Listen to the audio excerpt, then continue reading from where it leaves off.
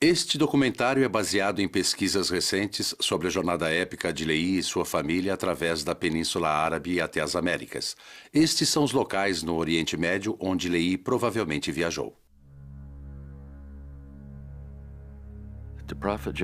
O profeta Joseph Smith disse uma vez a seus colegas: se você viver até o próximo século, será testemunha das inumeráveis evidências do Livro de Mormon. Jornada de fé.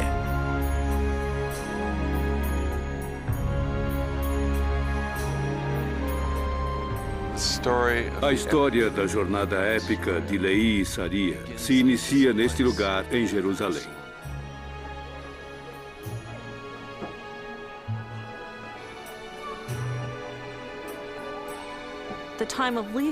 Na época de Lehi, Jerusalém era uma simples colina rodeada por uma muralha levantada por Davi e Salomão.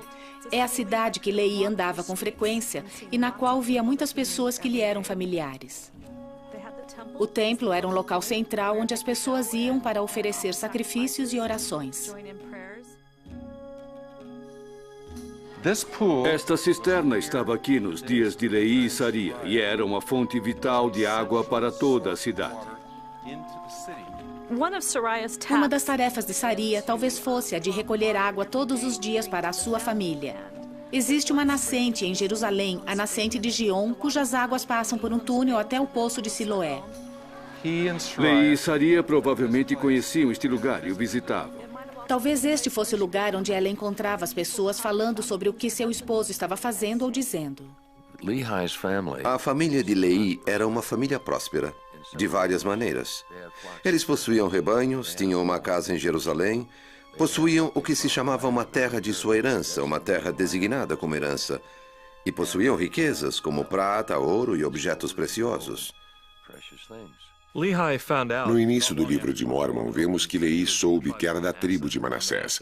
Manassés era uma tribo que formava parte do Reino do Norte, o qual havia sido levado cativo um século antes do início do livro de Mormon. Parece que Lehi e sua família eram forasteiros a essa comunidade e que Labão era provavelmente seu parente. É por isso que ele possuía os registros de José.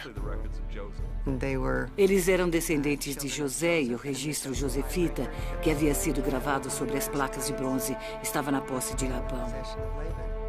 A posse dos registros era um símbolo de status, assim como o de líder do clã. Labão comandava 50 soldados dentro dos muros de Jerusalém, o que significa que ele era um oficial militar e um comandante de alta posição.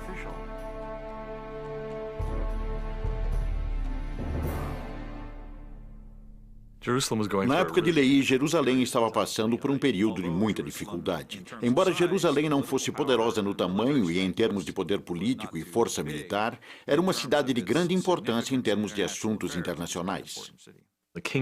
O reino de Judá se encontrava no meio de uma disputa política entre não apenas 2, mas 3 impérios. Egito no sudoeste, o Império da Babilônia em pleno apogeu e o Império da Assíria, que estava enfraquecendo. Assim, havia grupos e facções em Jerusalém que acreditavam que a segurança dependia de sua submissão aos egípcios. Outros acreditavam que deveriam unir-se com Babilônia e outros desejavam afiliar-se com os assírios. O problema político fundamental da Judéia era o de um país pequeno encurralado por superpotências que estavam em guerra entre si e que usavam esse país como campo de batalha. Então você tem essas diferentes facções lutando por uma posição. Jerusalém estava encurralada e era difícil para eles determinar com quem deveriam formar uma aliança. Era uma situação instável, caótica e incerta. Judá estava ameaçada e consciente disso. Só não sabia como reagir. E se eles não tomassem a decisão correta, estariam se arriscando a serem destruídos. E claro, eles tomaram a decisão errada e foram destruídos. Durante a época de Lehi, havia vários profetas que estavam ministrando ao mesmo tempo. Entre os contemporâneos de Lehi estavam Sofonias, Naum, Abacuque e o mais conhecido e famoso de todos, Jeremias. Existe uma razão para acreditar que Lehi poderia ter conhecido Jeremias pessoalmente. Todo o ministério de Jeremias foi na mesma cidade na qual Lehi ministrou também. Juntamente com os profetas contemporâneos estavam os jovens que viviam ali antes de serem levados cativos para a Babilônia. Entre eles estavam Daniel e Ezequiel, os quais haviam crescido até sua adolescência nesse local e na idade adulta passaram a viver longe de Jerusalém, na Babilônia. Gostaria de pensar que o jovem Daniel e o jovem Ezequiel conheciam a Nefe. A cidade de Jerusalém era um lugar pequeno com aproximadamente 25 mil pessoas. A imagem que temos da sociedade de Jerusalém nas vésperas da destruição de Judá é a de idolatria. Este é um dos temas mais falados por Jeremias. O povo adorava muitas outras coisas além do único Deus verdadeiro de Israel. Durante os dias de Leí, ocorreram muitas mudanças ideológicas. Acredito que uma delas foi a tendência de algumas pessoas de colocar a lei acima de profecias e de seguir o Espírito. Observamos que Jeremias também tinha a esperança de que as pessoas escrevessem um novo convênio em seus corações. Eles se apegavam à parte externa da lei, faziam seus sacrifícios, observavam o dia do Senhor e faziam todas as coisas que eram fáceis de ver. A imoralidade existia em abundância e parece que tanto Jeremias como Leí eram contra e repreendiam as pessoas que não viviam os mandamentos. Eles simplesmente não cumpriam a lei de Moisés. Também existia a injustiça social em Judá, com uma arrogante classe privilegiada anexada de muitas maneiras ao Egito. Nesse sentido, é importante notar que Leí possuía claramente tais vínculos com o Egito. Sua família pertencia a esse tipo de alta sociedade. Era um homem de posses, possuía a educação adequada, porém a diferença dos outros de sua classe social é a sua rejeição à dependência do Egito. É muito interessante. Eles ignoravam as viúvas, órfãos e oprimiam os pobres. Eles não compartilhavam seus bens com os pobres. Pensavam mais em suas riquezas que em seu Deus e não viviam o espírito da lei. As profecias de Leí consistiam de dois componentes importantes. Um, de que a cidade seria destruída se as pessoas não se arrependessem. Dois, com relação ao Messias. Ambas as partes de sua mensagem deixavam o povo zangado. Leí dizia que não havia esperança, o Senhor não iria interceder por eles. Caso se arrependessem, talvez pudessem ser salvos, porém eles diziam, de que temos que nos arrepender? Esse também era o argumento de seus filhos, Lamã e Lemuel, os quais pareciam representar a opinião da classe alta de Jerusalém, que dizia, sabemos que eles são um povo justo, as pessoas de Jerusalém são boas, Jerusalém não vai ser destruída. Dentro do contexto geral das proximidades do Antigo Oriente, Jerusalém era muito vulnerável. Mesmo quando as pessoas tinham a tendência de confiar demais em que Deus iria livrá-los novamente no futuro, assim como fizeram em outras ocasiões no passado. Jeremias dizia, vocês chegaram a um ponto em que nem o arrependimento vai adiantar, a não ser que seja drástico. O Senhor os abandonou, e vocês confiam na proteção física do templo. Porém, o Senhor os abandonou, e vai permitir que sejam castigados.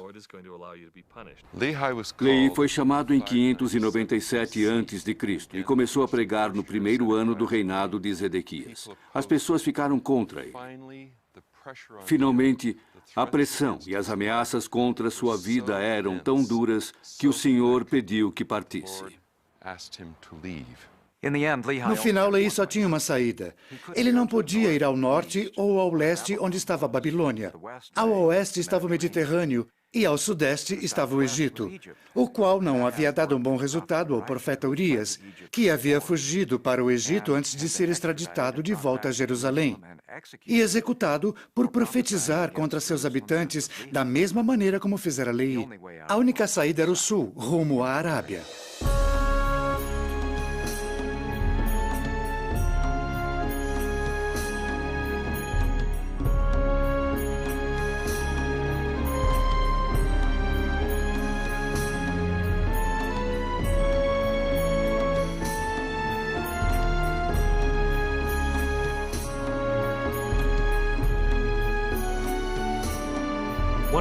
Uma das possíveis rotas que Leí decide seguir é através de Arad, onde ainda encontramos as ruínas de um templo.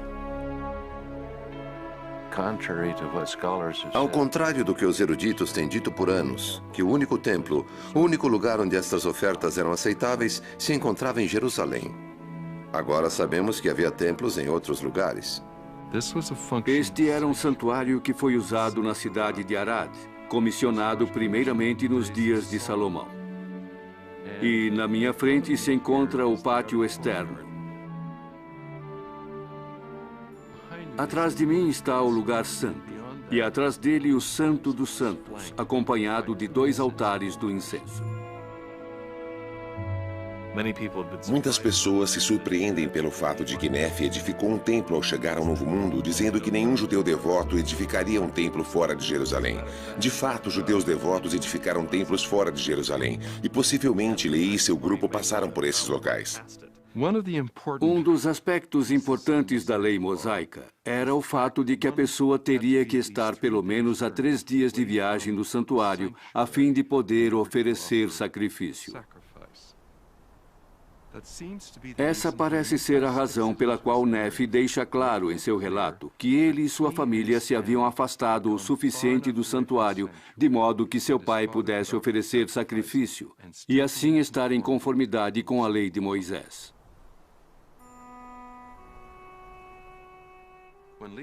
Quando Leí e Saria viajavam em direção ao sul, eles passaram pelas minas de Timna. Com o tempo, Nefe e os outros membros do grupo passariam por esse lugar pelo menos 5 vezes.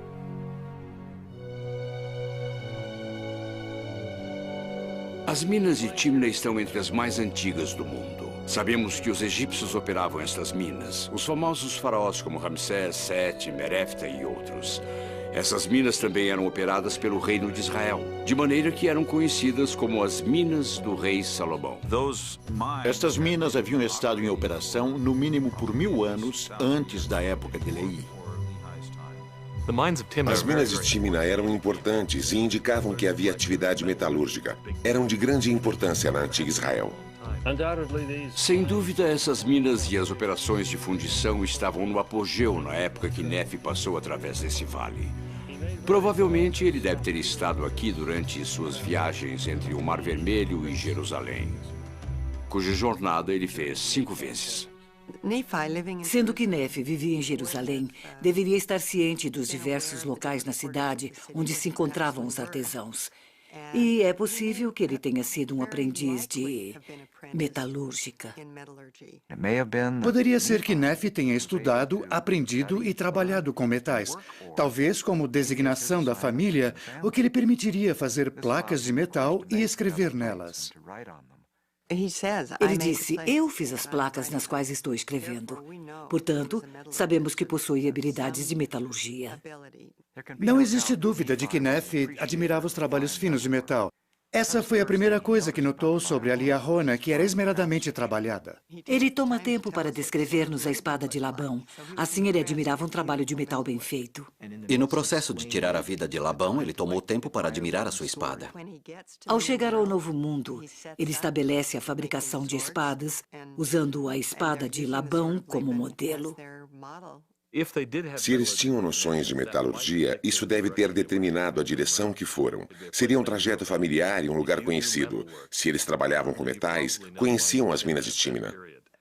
Acredito que não exista como negar a ideia de que Nefe tinha o interesse e o talento de trabalhar com metais.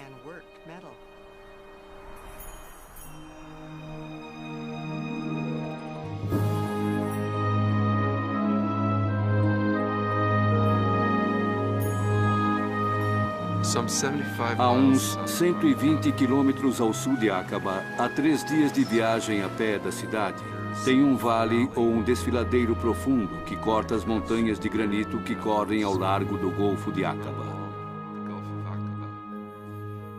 E nesse lugar tem um vale cujas paredes possuem uma altura de mais de 600 metros. Embaixo desse vale corre um riacho. Aqueles que ali estiveram em diferentes épocas do ano comprovaram que o riacho tem água durante todo o ano. Este lugar se chama Wadi Taib al-Issam, e parece ser o melhor ou talvez o único candidato para o primeiro lugar onde Lehi e Saria acamparam. Quando Lehi ofereceu sacrifícios no lugar onde acamparam, fez um altar de pedras, o qual coincide precisamente com a lei do altar descrita no capítulo 20 de Êxodos. Em sinal de gratidão e de acordo com a lei, eles edificaram um altar e ofereceram sacrifício, demonstrando que o conceito do templo estava profundamente enraizado neles. Não posso imaginar quão maravilhoso era dispor dessa forma de adorarem juntos como família, de dizer ao Senhor, somos uma família e estamos diante de Ti em gratidão. Para eles, esta era a expressão mais eloquente de gratidão por haverem sido protegidos e abençoados por Deus. Quando lemos sobre esta família, de quão próximos e unidos eles eram em tudo o que faziam, é difícil não sentir inveja. O altar é uma tradição que vem desde o começo do Pentateuco. O altar em si mesmo é um templo em miniatura. E ao reconhecer que, de alguma maneira, definitivamente somos nutridos por Deus, tanto física como espiritualmente, e, desse modo, ao expressá-lo em oração, as bênçãos são recebidas por esse ato. Então, o ato de participar não é simplesmente o de comer, mas sim um banquete que comemora o poder de Deus, o qual é acompanhado por seu Espírito. E isso é um ato sacramental.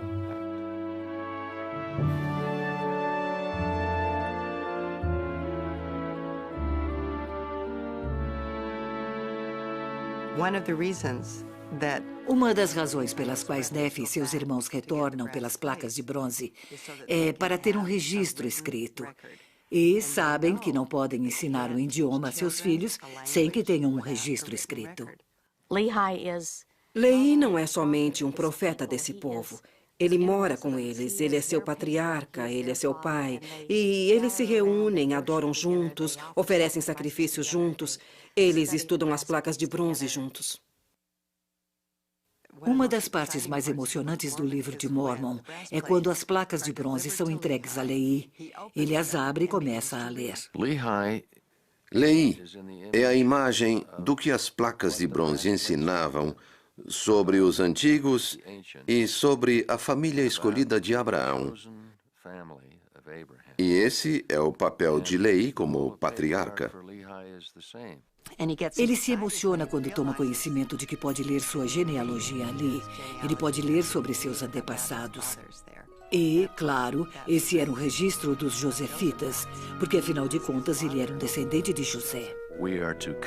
Devemos sair da Babilônia, ou seja, da confusão, da escuridão e até da idolatria, e deixar para trás qualquer vestígio dela, abandonando-a literalmente.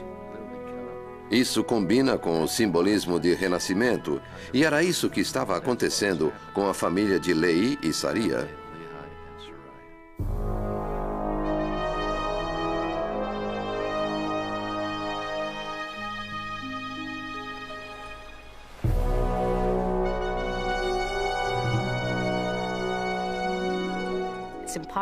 É impossível não ter sentimentos por essa história. Nefi inicia seu relato na primeira sentença, colocando-se em um contexto familiar. Nós, mulheres, estamos acostumadas a colocar-nos entre as linhas dessas histórias. Porém, nesse caso, nos sentimos mais parte dela do que com outras histórias das Sagradas Escrituras. Observamos a participação de Saria e muitas vezes até ouvimos o que ela diz. Os homens tinham o poder e as mulheres exerciam influência. É possível que as mulheres não expressassem o que sentiam ou o que pensavam em público. Porém, em privado, seus esposos as ouviam. O papel da mulher era essencial. Ela deveria saber como preparar a comida durante a viagem, e isso não era nada fácil. Nefe saía para caçar, porém elas tinham que estar preparadas para cozinhar aquilo que ele pudesse trazer. Elas deveriam gerenciar todos os detalhes domésticos. Somente o fato de preparar pão para a família nessa época, separar o grão, limpá-lo, secá-lo, moê-lo, fazer a massa e assá-lo, para uma mulher que vivia no ano 600 a.C., com uma família de 6, demorava pelo menos 3 horas diárias, somente para fazer pão. Vemos uma estrutura familiar fácil de reconhecer por meio de nossas próprias vidas, a qual nos faz estremecer. Todos nós somos como a família de Leí. Existem tensões em nossos lares e todos têm dificuldades sobre decidir quem será o responsável e quais são os objetivos da família. Isso está bem claro no livro de Mórmon. É realmente uma família. Vemos a rivalidade e a tensão entre irmãos e podemos imaginar o que isso provoca em uma mãe. Penso que muitas vezes ela devia atuar como mediadora entre seu esposo visionário e seus filhos, muitas vezes agindo com rebeldia. Imagino que no momento que Leí falou-lhe sobre o que o Senhor o havia instruído a fazer, ela antecipou que isso provocaria em sua família. A dinâmica dessa família é muito interessante. Vemos a lealdade entre os filhos mais velhos, Lamã e Lemuel, que parecem estar mais aliados à classe alta de Judá do que com seu próprio pai, a quem veem como um traidor dessa classe. Porém, é também um microcosmo da Judéia como um todo. Podemos perceber nela certas atitudes com respeito às profecias, ao Senhor, às Escrituras, aos templos, etc. Quando eles saíram de Jerusalém, deixaram para trás sua herança. Lamã, por ser o filho primogênito, deveria receber por direito o dobro da porção se tivessem ficado. Não achavam que seria sábio deixar suas posses, que Jerusalém seria destruída ou que houvesse um lugar melhor para ir. Observamos outra característica nas famílias do Oriente Médio, a lealdade ao pai. Lamã e Lemuel não queriam empreender essa jornada. Mesmo quando repreendidos ou recebendo aparições angelicais, eles resistiam à ideia de partir. Vemos que Leí era uma pessoa muito rica, que vivia nos arredores de Jerusalém, que tinha 2 filhos mimados, que haviam crescido na opulência e que aguardavam ansiosos pelo dia em que pudessem herdar toda essa fortuna. E mesmo assim seguiram a seu pai porque a lealdade é absoluta na cultura do Oriente Médio. Contudo, eles descarregaram toda a sua animosidade pelo seu pai em seu irmão Nefe.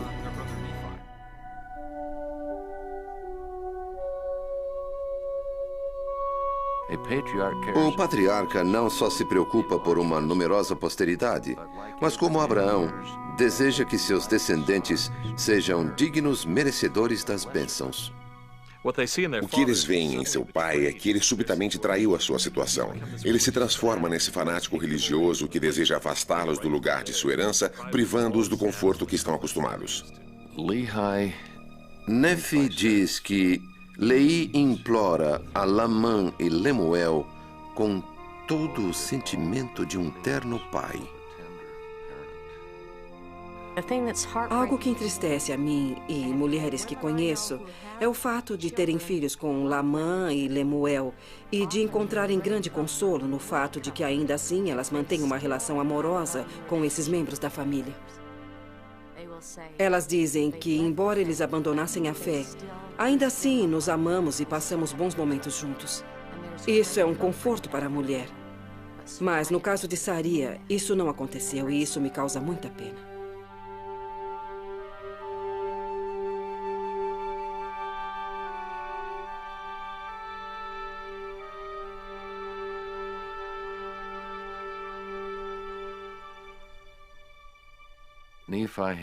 O próprio Nefe, que parece ter caráter impecável, reconhece nos próximos capítulos que ele também sofre com sentimentos de fraqueza e indignidade. Você não pode deixar de admirar Nefe por sua coragem, obediência e devoção a Deus. Ele luta por ser digno e receber aprovação divina. Assim, vemos que até Nefe tem seus próprios conflitos interiores. Nefe foi um segundo José. Quero dizer, Nefe era diferente. José tinha irmãos que o odiavam, assim como os irmãos de Nefe. E, mesmo assim, sua lealdade a Deus o manteve firme à barra de ferro que seu pai e ele mesmo haviam recebido em uma visão. Ele nunca soltou essa barra.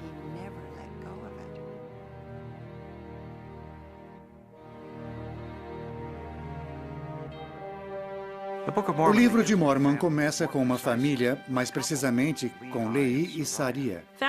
O dinamismo da família de Lehi era muito interessante no percurso de sua viagem.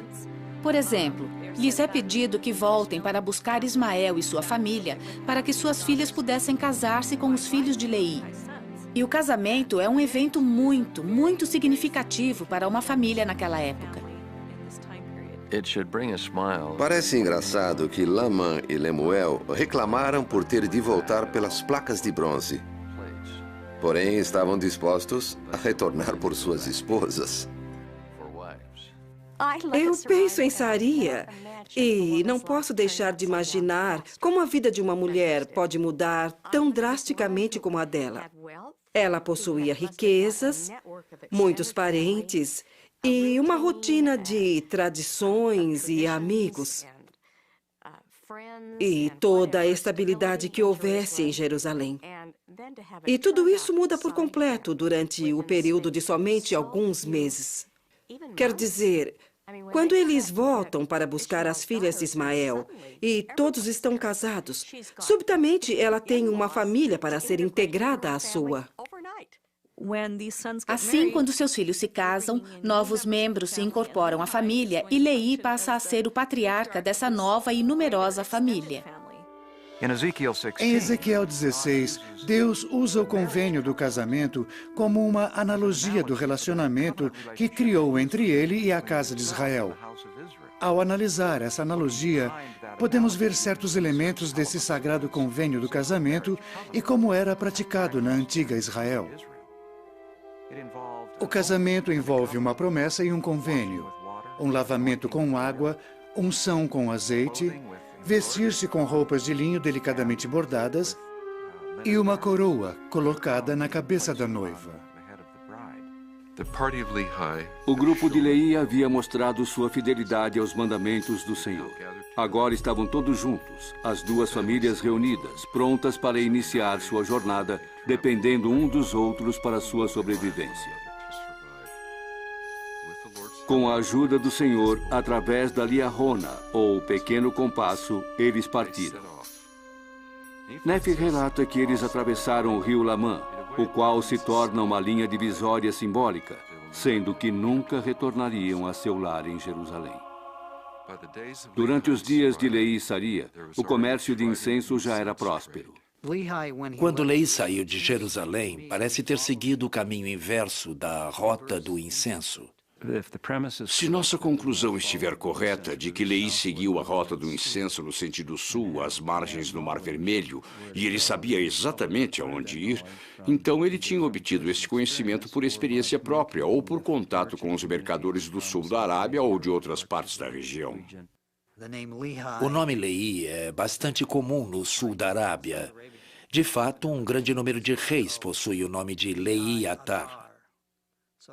Assim sendo, existem algumas indicações no próprio nome que ele já havia tido contatos anteriores com a área. Devido às várias possibilidades disponíveis de obter água e outros recursos, Lehi poderia ter viajado naquela área, porém não necessariamente na mesma rota usada pelos outros.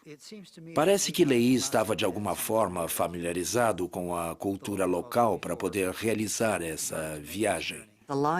No caminho da rota do incenso havia um oásis, onde havia água. Eles não poderiam ter viajado sem água. O deserto estava repleto de ossos de pessoas que não puderam achar o próximo poço de água e era necessário seguir a rota. Mas o caminho não estava claramente marcado. Eles tinham apenas uma ideia geral. As viagens na Arábia dependem grandemente da disponibilidade de água. Sem ela, a pessoa morre. Portanto, era necessário seguir as rotas onde os mananciais de água estavam disponíveis. Havia a necessidade de procurar por um poço ou um pequeno riacho para poder abastecer-se de água.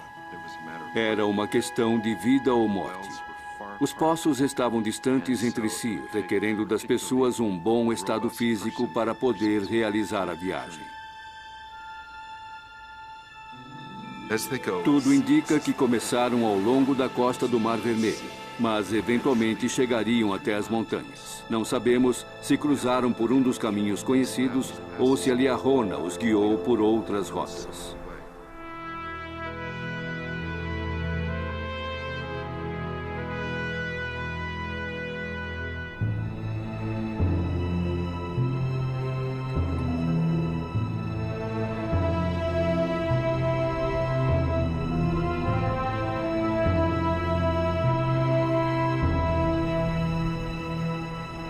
O ideal seria que cada família possuísse sua tenda. E à medida que os filhos se casassem, eles teriam a sua própria.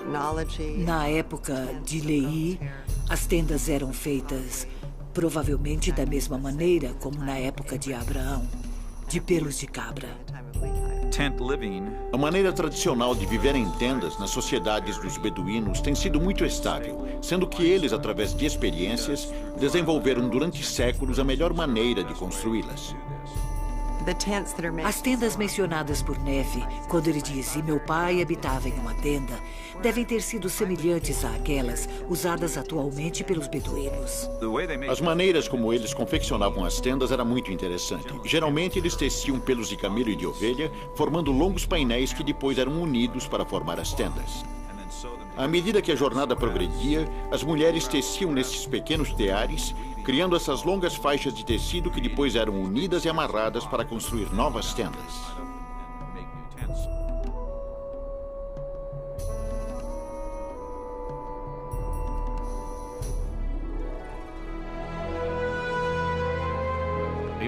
Mesmo que os camelos não sejam mencionados no livro de Mórmon, temos quase certeza que foram usados durante a viagem.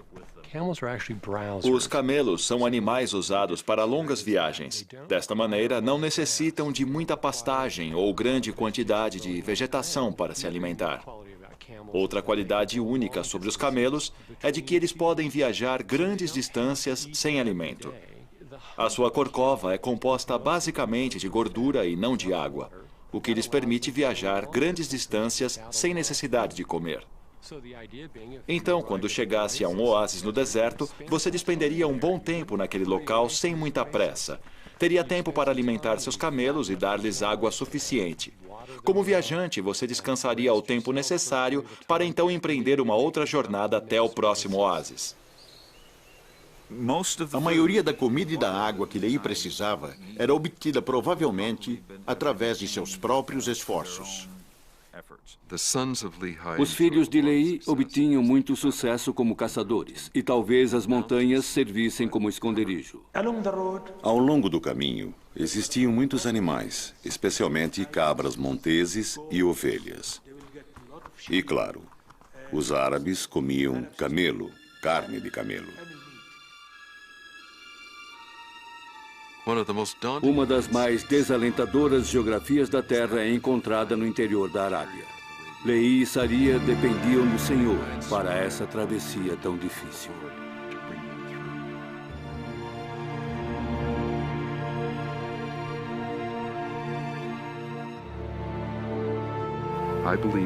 Acredito que devem ter levado cerca de 1 ano para ir desde seu primeiro acampamento até Naom, porque é ali que Nefe menciona o nascimento dos primeiros filhos.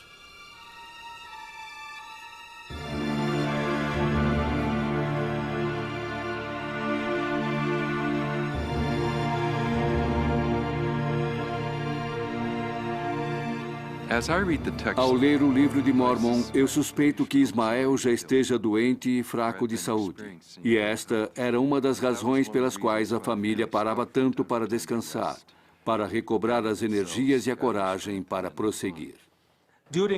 Suponho que durante as viagens para comercializar incenso, muitas pessoas morriam devido aos rigores da jornada, que definitivamente não era nada fácil. E quando morriam, eram carregados até o lugar mais próximo. Ismael consegue chegar até esse ponto, mas finalmente ele falece. Em Iêmen, assim como em muitas civilizações antigas, existe muito respeito pelos mortos.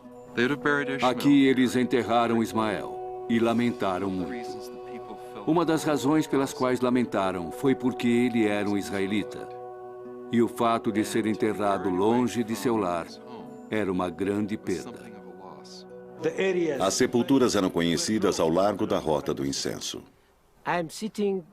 Estou sentado no cemitério de Naom, que foi descoberto em 1994. As pessoas que morriam ao atravessar por esta área eram trazidas aqui para serem enterradas. Não importa se eram do Iêmen ou forasteiros do norte, do Mediterrâneo ou de outro lugar qualquer. As sepulturas são como pequenos montículos ou montes. E este lugar de sepultamento pertence à tribo de Naom. Com certeza, este lugar tinha um nome antes que eles chegassem, porque Nefi descreve cuidadosamente em sua passagem como um lugar chamado Naom. Esta é a terra de Naom, a região de Naom, pertencente à tribo de Naom. O nome Naom aparece pela primeira vez em 1 Nefi 16, e que tem algo a ver com consolar. Na antiga Arábia do Sul, as letras N, H e M significam cortar pedras, e possivelmente se referem ao tipo de trabalho que as pessoas dessa tribo faziam. Supõe-se que o nome vem da raiz Nahama. O termo Nahama, no antigo idioma do sul da Arábia, significa cortar pedras. Podemos imaginar o que aconteceu quando Leí, Saria e seu grupo ouviram esse nome após a morte de Ismael. Passou a ter um significado especial para eles e o preservaram no texto. Os habitantes do Iêmen escavaram vários cemitérios nessa região. Em alguns encontraram restos mortais mumificados. As múmias encontradas aqui no Iêmen foram sepultadas de maneira diferente das do Egito. Os joelhos não estavam retos, como no Egito. Também os corpos estavam cobertos com couro bem fino. Os achados de Naom são, para mim, descobrimentos de grande significado. Os índices geográficos da época de Joseph Smith não mencionam tais lugares. O que parece é que o livro de Mormon prevê o que o homem viria a descobrir. As probabilidades de encontrar por coincidência aquele nome exato, naquela época exata e naquele exato lugar são inexistentes. E encontrá-lo no local e no momento preciso oferece muita credibilidade ao livro. Para aqueles que dizem que o livro não tem nenhuma confirmação arqueológica, esse fato apresenta uma confirmação espetacular, algo não esperado. Seria muito difícil que Joseph Smith pudesse ter colocado esses detalhes em sua história. O livro de Mormon é preciso em seu conteúdo. E a arqueologia moderna, na realidade, confirma suas predições. Ele acerta na mosca, mais preciso impossível. Encontramos inscrições no templo de Barã, em Marib, que datam do século VI a.C., na qual se referem às pessoas que viviam em Naom. Essa região era conhecida nos dias de Leí e era chamada pelo mesmo nome. Os templos lá descobertos são precisamente da mesma época de Leí. Mas quando foram encontrados altares com referência a Naom, datados de 600 a.C., foi algo espetacular. Foram descobertas também certas ruínas ou remanescentes, incluindo 3 altares, todos contendo a inscrição Naom. Não se poderia pedir uma prova mais exata. O nome fora usado no local e época precisa em que o grupo de Leí talvez tenha passado. As testemunhas nos relatam que Joseph nem mesmo sabia que a cidade de Jerusalém era cercada por muralhas. Se ele não sabia que havia muralhas ao redor de Jerusalém, ele certamente não sabia que existia um lugar chamado Naom, no Iêmen. A ideia que Joseph Smith, por exemplo, era profundo conhecedor da geografia e costumes do deserto da Arábia pré-islâmica parece ridícula e simplesmente fora da realidade. Podemos perguntar, como poderia Joseph Smith ter conhecimento de Naom?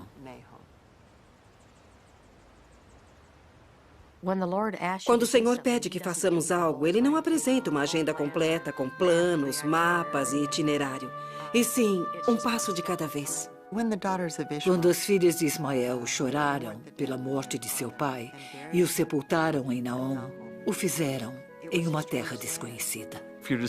Se você tem a disposição de duvidar e agora está naquela situação, você está pagando um grande preço. Não é uma questão de desconforto. Pessoas estão morrendo.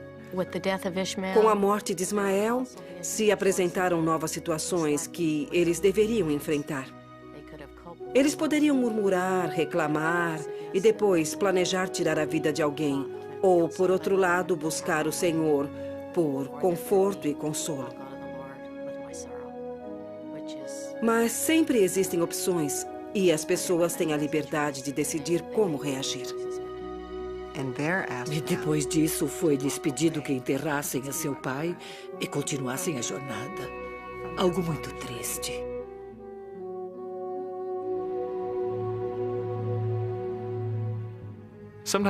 Às vezes devemos olhar sob o ponto de vista de Lamã, Lemuel e os filhos de Ismael.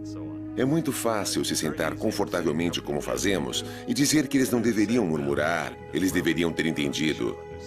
Mas como nos sentiríamos se tivéssemos que deixar nossa vida confortável e ser guiado por um visionário para um lugar desconhecido e começar a pagar um alto preço por isso?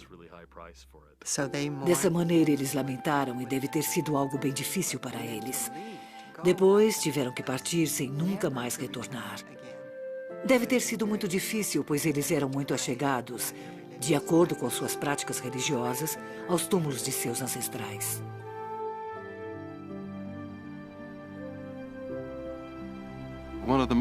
Uma das observações geográficas mais interessantes feitas por Neff no seu relato da viagem por essa parte do mundo tem a ver com o nome Naom, mas também com o fato de virarem para o leste.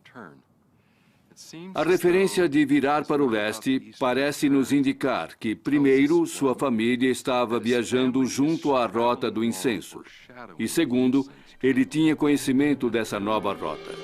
Se a família viajasse da região de Naom na direção leste, eles chegariam a Marib. Todos os caminhos levavam a esse lugar. Eles também chegariam nessa grande cidade.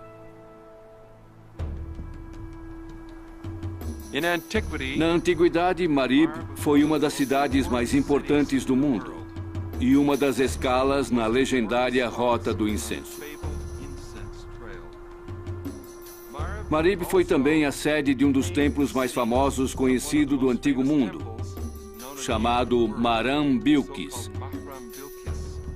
nomeado em honra à famosa rainha de Sabá.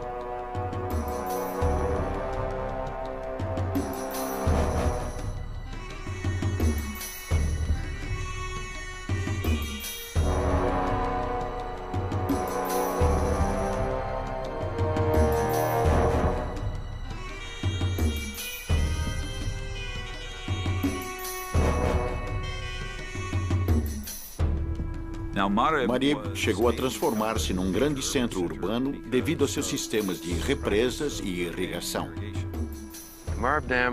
A represa de Marib é um dos monumentos mais famosos do mundo. Algumas pessoas pensaram ser a 8ª maravilha do mundo. Sua natureza verdejante abastecia a população local, tornando-se uma parada importante para todo o tráfego naquela parte do mundo. A pergunta é se Lehi teria passado por Marib, o qual era um centro urbano muito importante naquela época. É interessante porque o relato no livro de Mormon não faz tal indicação. Já que estavam tão longe de Jerusalém, eles pensaram que estariam seguros da situação política de Jerusalém. Eles não teriam medo de se misturar com as pessoas daquele lugar.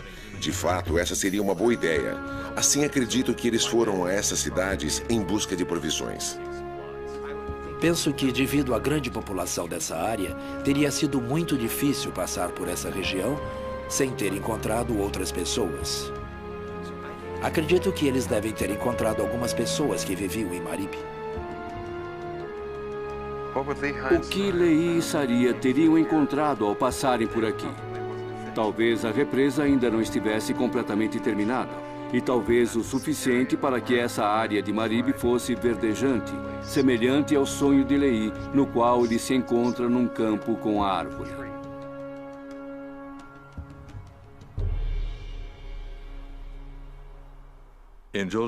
Nos dias de Joseph Smith, poucas pessoas com educação teriam conhecimento dessa civilização que uma vez floresceu no noroeste do Iêmen.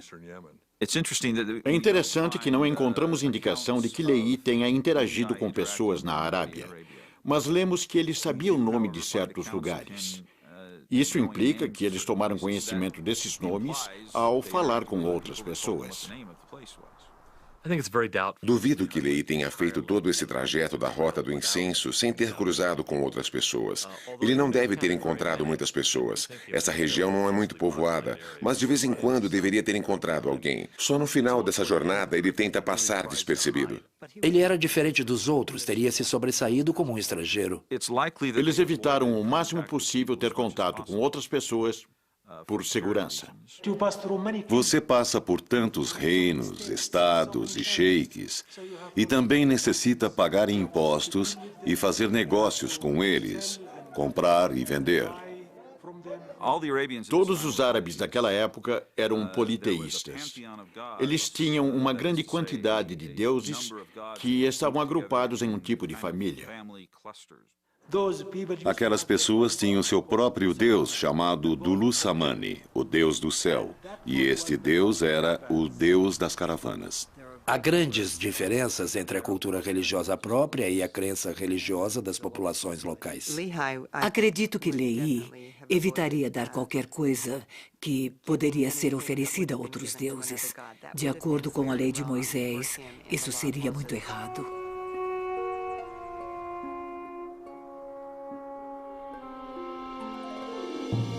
Quando a família deixa a área de Marib, eles poderiam ir diretamente na direção leste. Mas seria muito árduo ir tão longe sem água. Acredito que eles foram para o sul na direção de Timna. Este é o portão da cidade de Timna. Aqui está o templo de Timna,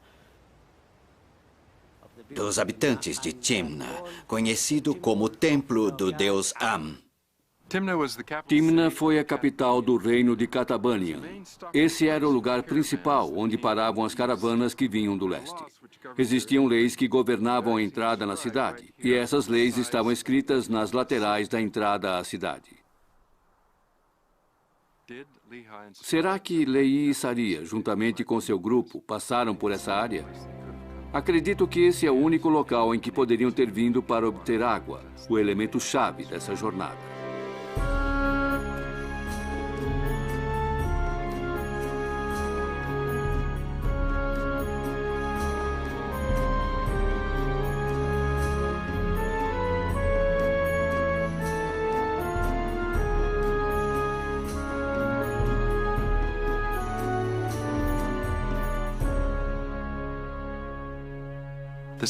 Aqui está Shabwa. Pliny, o sacerdote que viveu no 1º século depois de Cristo, disse que esta cidade possuía 60 templos. Este lugar floresceu devido ao mercado de incenso. As pessoas tinham muitos bens e as construções eram lindas. Nefi relata que sua família dobrou em direção ao leste da área de Naom e Marib. Shabwa fica na direção leste na trajetória que corta o deserto. Acredito firmemente que Lehi e Saria passaram por aqui. A cidade teria sido o centro de muitas atividades. Se tivessem entrado na cidade, teriam encontrado suprimentos e um lugar para recobrar as forças. Esse era o último paradeiro verdejante antes de continuar sua jornada em direção ao leste.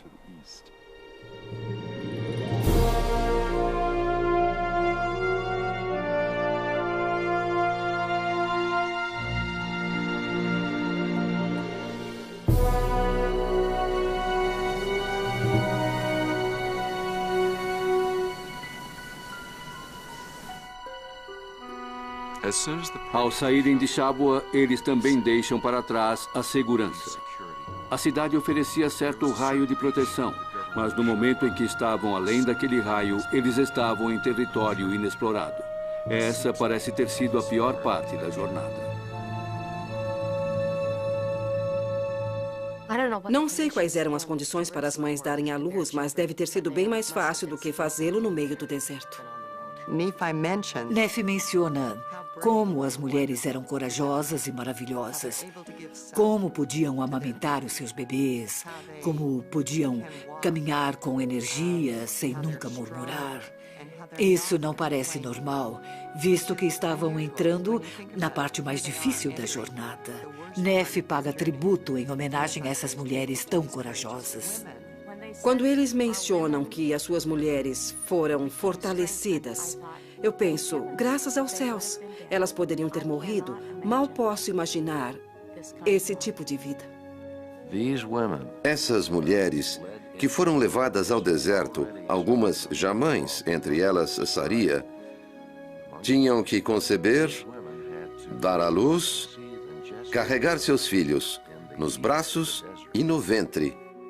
Tudo isso sob altas temperaturas do calor do deserto. Toda pessoa que viajou com um grupo de crianças sabe que o trabalho multiplica. Leva mais tempo para realizar qualquer tarefa. Toda vez que Lamã e Lemuel fazem algo errado, dizemos, eles não eram boas pessoas. Se pensarmos sobre o ponto de vista deles, e se eles eram bons maridos, posso entender seus sentimentos de proteção para as suas esposas e filhos, que tanto sofriam.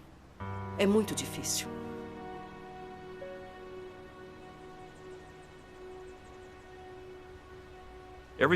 Todas as possessões que Leí e seu grupo possuíam deveria ter grande valor para qualquer pessoa que vivia numa região tão remota e onde não havia lei.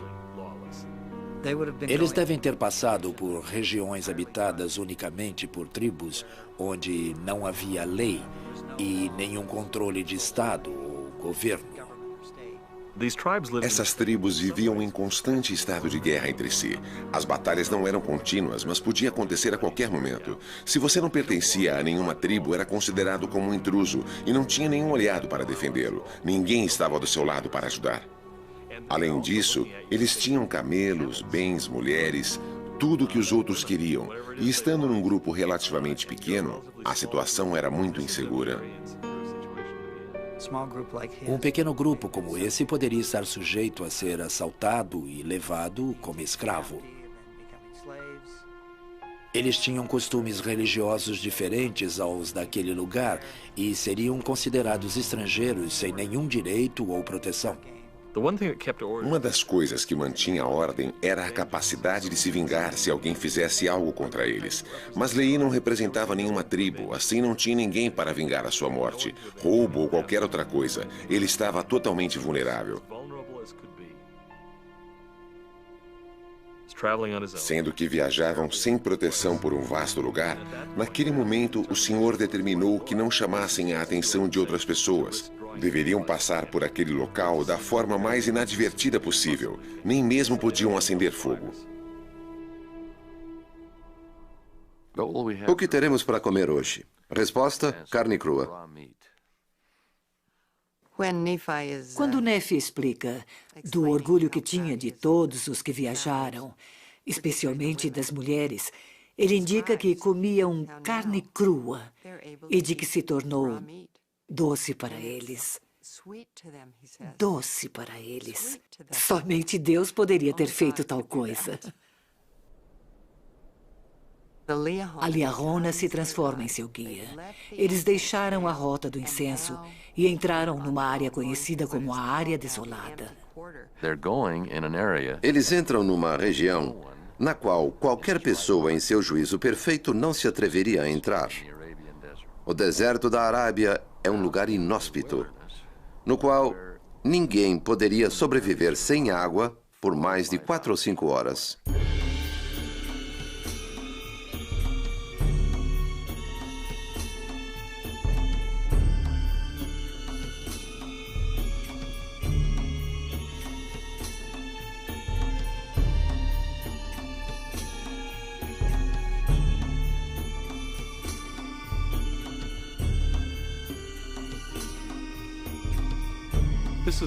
Este é o Rub al-Khali, a área desolada, o lugar que faz honra ao seu nome devido à mais absoluta falta de vegetação. O calor é terrível, desidrata e tira a energia das pessoas. As temperaturas atingem níveis extremamente altos. Existe também a ameaça das areias, que podem matar e enterrar facilmente qualquer pessoa. E quando ela chega, vem com muita força. As tempestades de areia não são coisas passageiras, são realmente terríveis. Não posso imaginar nada que pudesse ser mais estressante do que proteger-me usando um camelo, com o rosto coberto, esperando que a tempestade passasse.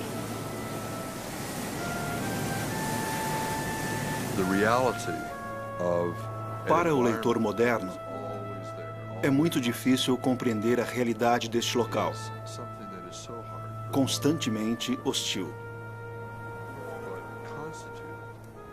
Esta era uma dura realidade que Neff e sua família tiveram que enfrentar, dia após dia. A jornada, em vez de tornar-se mais fácil, pelo contrário, ficava cada vez mais difícil.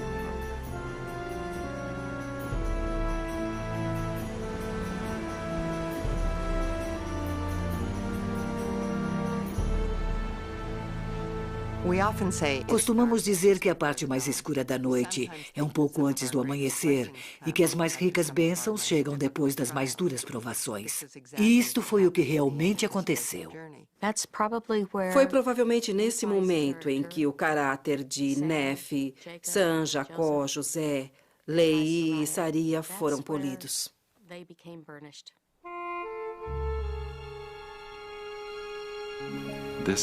O cruzamento deste deserto infernal foi acompanhado por muitas aflições. Creio que este foi o lugar que colocou em prova a determinação de sua alma de estar ou não ao lado do Senhor. Alguns dos membros da família tiveram que engolir seu orgulho e seguir avante, mas outros não puderam ou não quiseram, e para eles deve ter sido muito difícil. Ninguém pode culpá-los, pois ao passar por este lugar não viram outra coisa a não ser um calor abrasador, areia, moscas e escorpiões.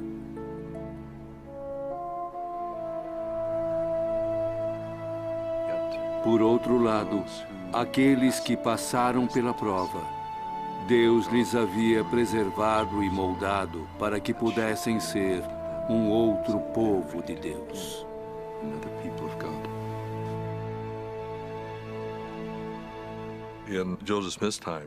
Na época de Joseph Smith, o mundo acadêmico da Europa e América acreditava que a Península Árabe era um grande deserto que se estendia de um mar a outro. Deveria ter sido difícil para que Joseph descrevesse as rotas de viagem, especialmente os lugares férteis, como a Terra da Abundância, o qual era completamente desconhecido.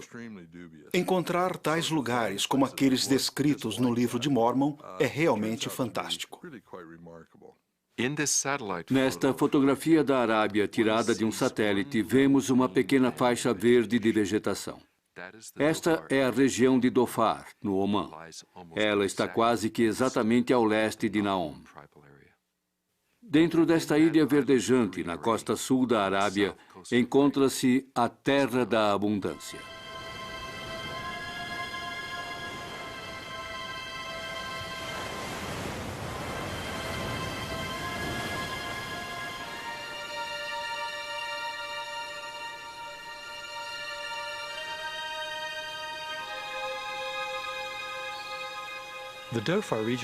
A região de Dhofar, ao sul de Omã, é a única em toda a Península Árabe, tratando-se de uma floresta tropical. Uma característica singular desta parte da Arábia são as chuvas que chegam durante o verão. Fora desta costa, existe uma corrente de água bastante fria, que chega até a superfície. Os ventos do furacão provenientes do Oceano Índico trazem consigo uma grande quantidade de água. Assim, quando chegam à costa, as nuvens estão carregadas de água e são muito densas. Desta maneira, não atingem grandes alturas e aumentam de intensidade e derramam suas águas nesta extensão da costa. Ao encontrar as montanhas, as nuvens não podem ultrapassá-las devido à corrente quente que sopra do interior, o Rub al-Khali do deserto. Assim que as nuvens são bloqueadas e ficam presas contra essas montanhas, as nuvens descarregam toda a sua água. Em contraste com toda esta área verdejante destas colinas, a poucos quilômetros do outro lado está o deserto e mais adiante está Rub al-Khali, a parte mais seca do deserto. Esse lugar está totalmente ilhado entre o deserto e o oceano. Não há nada que se compare de oeste até o leste. É realmente uma ilha de vegetação tropical única em toda a Península Árabe. Quando alguém olha da costa sul de Omã, nessa região de Dhofar, existem muitos poucos lugares que se pode considerar com abundância. Existem somente 2 outros lugares com essas características. No extremo leste de Dhofar está Khor Hori. E ao extremo oeste está Wadi Saig. Aqui está Khor Hori, que leva seu nome devido à baía que vemos atrás de mim, que é conhecida como Khor nessa parte do mundo. É um lugar muito atraente por muitas razões. Primeiro, existe um porto de águas profundas, onde poderia se construir um barco longe dos ventos e das tempestades. Na minha mente, entre essas 2 possibilidades, a área de Wadi Saig se ajusta mais à descrição de Nefi sobre a abundância do que Khor Hori. A área de Wadi é um lugar onde o rio proveniente da costa passa pelas montanhas. Quando se passa pela área de Wadi, que é totalmente desolada, onde os rochedos são mais visíveis que a vegetação, podemos observar uma linha que separa a parte desolada da parte verdejante. Eles devem ter visto florestas verdes que cobriam as colinas como um manto e as montanhas que rodeavam a costa. Esta vista deve ter sido assombrosa para alguém que havia passado 8 anos naquela área desolada na Península Árabe. Ao entrar em uma floresta tropical, deve ter sido uma experiência incrível.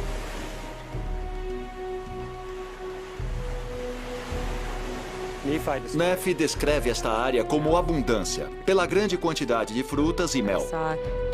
Observei 2 espécies distintas da família das uvas que cresciam nesta área. Esta região é muito rica em tâmara e figos, e na parte superior das montanhas existem muitas oliveiras. Também há pepinos, melões e outros tipos de melões silvestres que podiam ser usados como alimento. Existia também um tipo de ameixa silvestre. Ali havia jasmins silvestres, um dos meus favoritos. Existe uma vegetação que é muito comum na região de Dhofar, e esta é a comida favorita dos javalis. Eles são deliciosos, têm gosto de ervilha. Os pistachos são as nozes principais desta região. Na época de Nefi, é possível que fosse cultivado frutas cítricas, como a lima, e assim também tínhamos frutos desse tipo. A diversidade de espécies é incrível nesta região. Existe uma grande variedade de frutas que pode haver sido encontrado naqueles tempos. Na água fria que chegava até a costa, era encontrada uma grande quantidade de mariscos. Nas montanhas escarpadas e nos precipícios, havia grandes quantidades de abelhas. As abelhas faziam suas colmeias nas cavidades dos precipícios. Ao estudar a vegetação, tudo parece indicar a presença de pólen de abelha. Para produzir mel, são requeridas plantas que dependam das abelhas para fazer a polinização. Havia muitas espécies que produziam grandes quantidades de pólen e também grandes quantidades de néctar. A abundância de flores silvestres neste lugar resultava na produção de muito mel, e as pessoas desciam pelos precipícios com cordas para recolherem o mel nas cavernas. A descrição feita por Nefi a respeito da abundância de mel e da riqueza da terra é exata.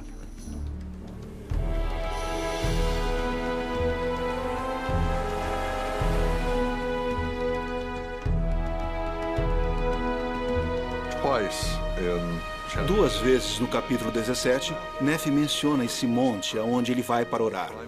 É possível subir a ele em algumas horas. e é um lugar muito peculiar de se ir.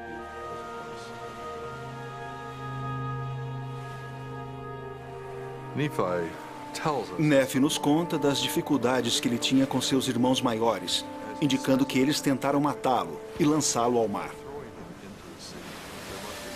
Ali, seguramente, havia rochedos e uma corrente forte que fazia dele um lugar propício para matar alguém. Esses precipícios medem aproximadamente uns 70 metros e são habitáveis na parte superior. Assim, poderia ter sido o lugar onde Nefe e seus irmãos discutiram.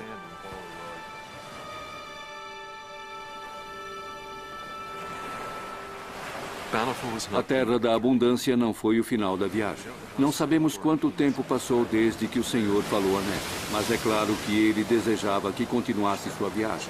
Por isso, a necessidade de construir o barco por Nefe.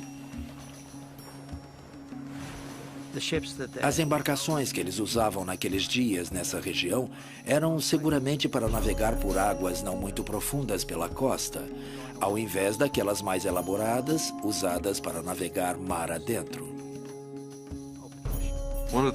Um dos indicadores mais claros de navegação marítima na costa sul da Arábia encontra-se gravado em cavernas. Não acreditamos que os escritos antigos e os desenhos de embarcações tenham mais que 2.500 anos. Essas imagens foram pintadas aqui há 2.500 anos. Devemos recordar que nos templos de Nefe, a maior parte do comércio era realizada pelo mar. Sabemos que o Senhor mostrou a Nefe como construir o barco, mas talvez Nefe tinha um conhecimento prévio ao ter observado a construção de barcos ao longo da costa de Israel, ou talvez de barcos que navegavam pelo Mar Vermelho. Talvez Nefe viu o tipo de embarcações que eram usados, mas obviamente construiu um barco diferente. Devemos reconhecer que Nefe tinha algum conhecimento sobre a construção de barcos. Ele deve ter visto a construção de barcos em suas viagens. Sempre me chamou a atenção a declaração de Nefe que não construiu seu barco à maneira dos homens. Ele deve ter visto a construção de embarcações. O barco, desde o ponto de vista tecnológico, era o mais avançado que o homem poderia construir nessa época ou em qualquer outra época ao longo da história. Deve ter sido um grande empreendimento para Nefe.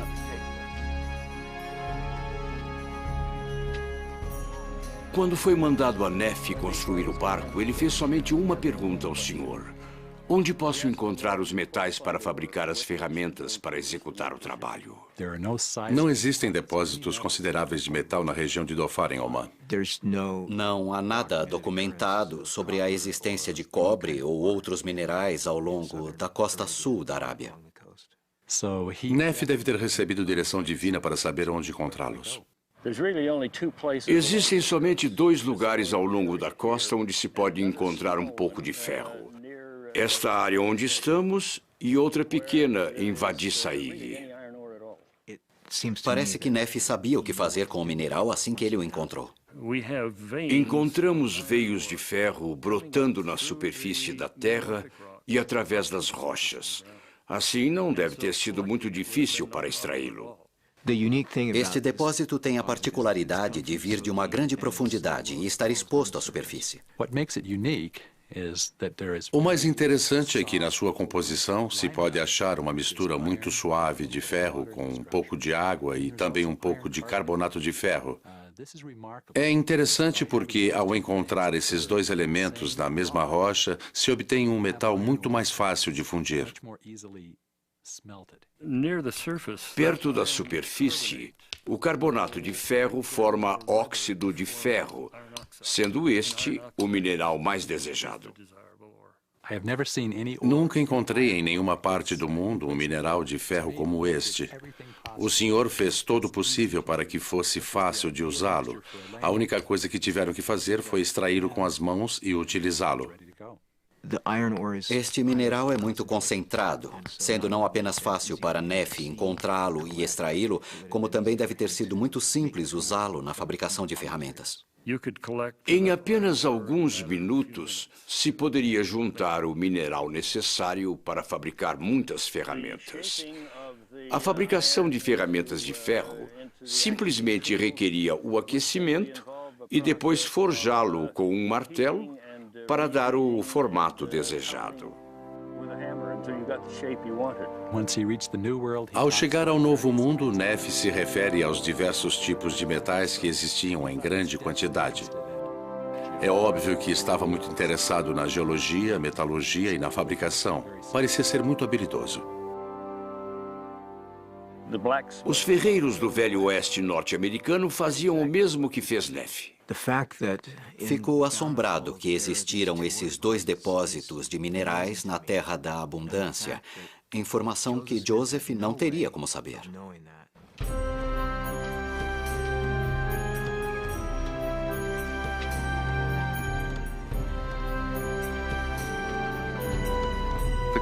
Com certeza surge a pergunta com respeito à madeira para construir barcos transoceânicos. A madeira deveria ser forte. No relato mencionado por Neff sobre as madeiras empregadas, diz que ele foi buscá-las, indicando que se dirigiram aos bosques que rodeavam aquele lugar para selecionar a madeira para construir o barco. Nesta região existem árvores únicas. Elas são altas, com o tronco reto, conhecidas como árvore guarda-chuva. Os habitantes dessa região dizem que sempre foram uma grande fonte de madeira. Aqui crescem muitos tipos de acácias, que é uma madeira muito forte, ideal para a estrutura de barcos. O bosque em si não é muito alto. A maioria das árvores não cresce muito, mas existem alguns tipos em particular que poderiam extrair madeiras de tamanho considerável. A madeira necessária para o resto do barco estava disponível nas montanhas e bosques da região de Dhofar.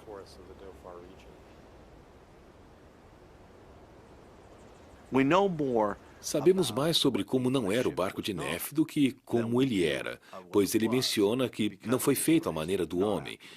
O que significa isso? Queria dizer ele com essa declaração que não copiar a forma de construir barcos do Egito, Grécia ou Arábia? Existe uma indicação muito clara no capítulo 17 de 1º Neff, no qual recebeu uma visão do seu barco. Claro que Neff tinha a vantagem de haver recebido as instruções do Senhor, com certeza o desenho geral, e talvez suas técnicas de construção. O que levou as embarcações de Colombo através do Atlântico foram os seus cascos profundos e altos. O casco profundo e alto requeria que fosse construído primeiro o esqueleto, o que não era feito nos tempos de Neff.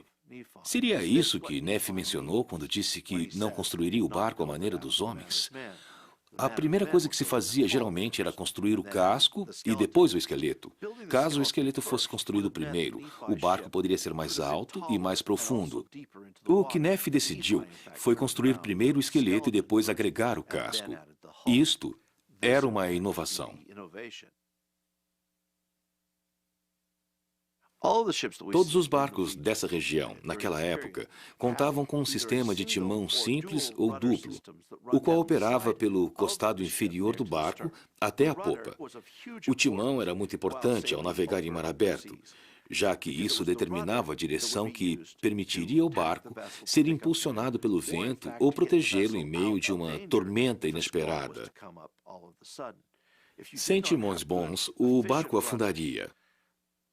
É quase seguro que o barco de Neff contava com um sistema duplo de timões, já que apenas um não seria suficiente para controlar o barco no meio do oceano. Neff não faz nenhuma menção sobre as velas. Ele diz que se lançou ao mar, mas não menciona nada quanto às velas. Assim, provavelmente não foram feitas de modo especial ou não eram diferentes daquelas convencionais no seu tempo. O barco de Neff deve ter tido uma grande vela retangular. Existe uma palmeira anã que cresce nestas montanhas, com a qual se pode fazer excelentes cordas. Uma das características desse tipo de corda, em vez de deteriorar-se ao ser exposta à água, como outros tipos, ela se torna mais forte e dura quando molhada. Os entendidos do livro de Mormon têm especulado sobre o tamanho do barco. O tamanho é um luxo moderno, mas para as pessoas daquela época não era muito importante. Focalizamos na ideia de tempo, velocidade e espaço. O que para as pessoas daquela época eram luxos desnecessários. Eles tinham uma tecnologia mais utilitária. Assim, a ideia de ter mais espaço não tinha nenhum significado para eles.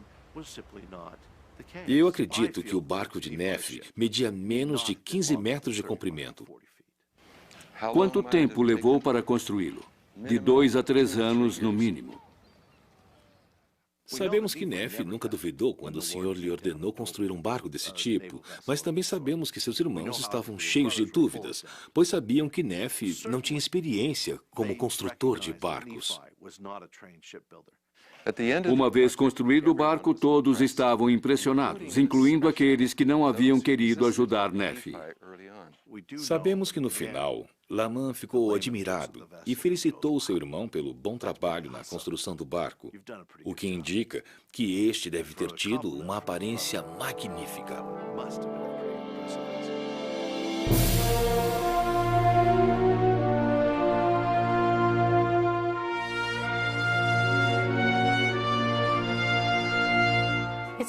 É muito interessante observar a transição de Lehi, o profeta, a Nefe, o profeta, pois parece ter sido muito tranquilo.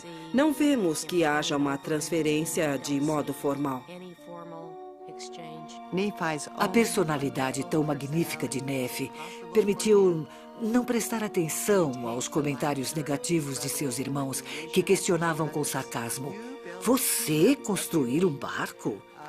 Ele simplesmente segue adiante com seu trabalho. Nefe é um personagem incrível. Cada vez que ele enfrenta um obstáculo, parece crescer em estatura moral. A forma como sobrepõe os desafios é quase milagrosa. Quando seus irmãos amarraram e trataram de matá-lo, a fé que Nefe possuía foi como uma luz que penetrou a atitude obscura de seus irmãos. Ele é justo, amoroso, bondoso e que perdoa. Seu exemplo é como o de José do Egito, no qual faz perfeito sentido, pois era seu descendente. Não existe um só caso em todos os seus ensinamentos em que não sejam compelidos a seguir ao Senhor. Nefe não pede aos seus irmãos que o sigam, apenas que sigam a Deus. Lehi não pede que sigam a Nefe, ele pede que sigam a Deus. Depois de saírem do assombro de que Nefe havia podido construir um meio de navegação tão avançado e com tão pouco conhecimento, o chamam para ser capitão do barco. Não existe outro remédio a não ser pedir-lhe que dirija o barco. Nenhuma outra pessoa no grupo sabia como navegar no oceano. Nefe sabia. O valor de Nefe é impressionante. Seu conhecimento dessas coisas chega a ser vital e, com certeza, divinamente inspirado.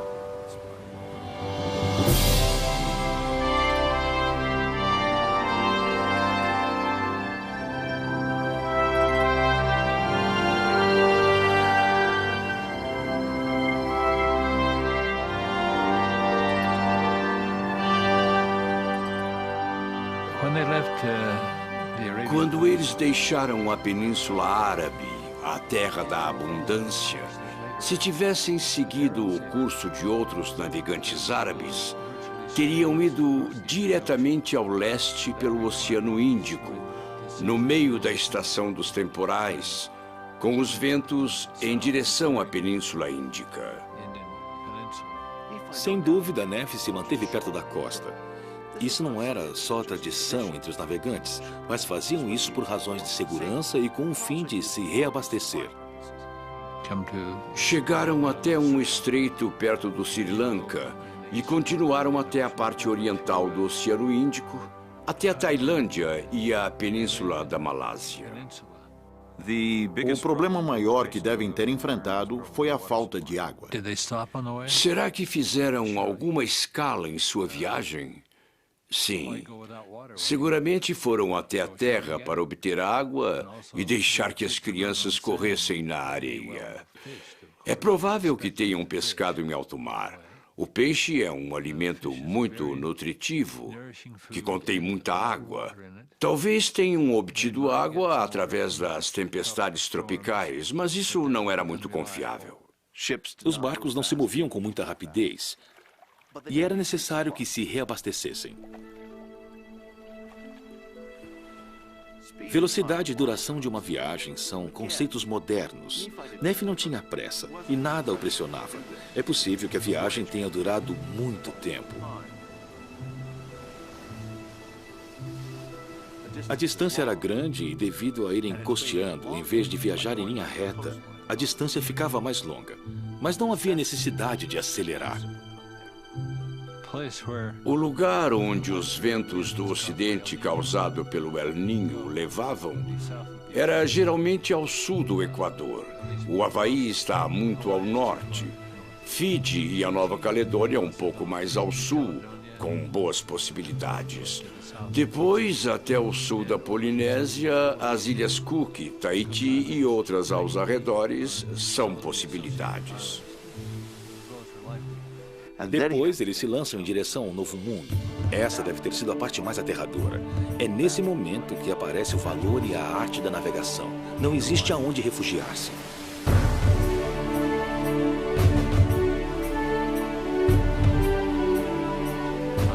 Considero que devem ter chegado à costa do que é hoje a Guatemala, ou talvez El Salvador. Não posso oferecer um cálculo mais preciso.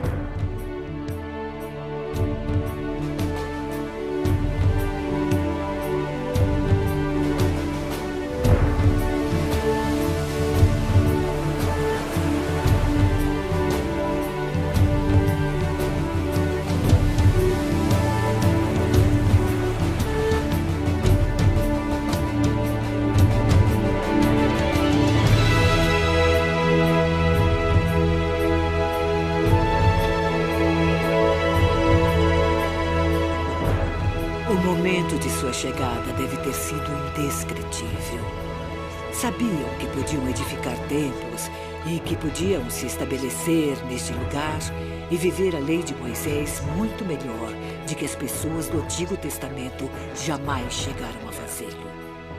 Ali poderiam receber o Salvador do mundo. Todos nós que possuímos o livro de Mormon estamos endividados com Lehi, Saria e sua posteridade. Seu relato e experiências nos ajudam a enfrentar os desertos de nossa vida, a regressar à árvore da vida, a qual Lehi viu. Todos vivem numa mistura de pesares e alegrias. Esta é a natureza de nossa existência. Esta é também a razão pela qual essa história se torna a história de nossas vidas. Aprendemos que deve haver oposição em todas as coisas e não nos entregamos diante dos pesares. Também encontramos inspiração e cremos no que o Senhor disse em suas promessas depois de fazermos a nossa parte. O resultado disso são bênçãos enormes. A mensagem espiritual do livro de Mormon supera todas as demais. Esse é o enfoque central e se baseia no Cristo ressuscitado. O Senhor é a força que rege a totalidade deste registro. É impossível sequer pensar que um jovenzinho como Joseph Smith pudesse inventar uma história tão fantástica como a viagem desta família. Isso veio do Senhor. O último testemunho como um ser mortal, ele deu aos guardas na cadeia de Carthage. E do que testificou? Do livro de Mormon.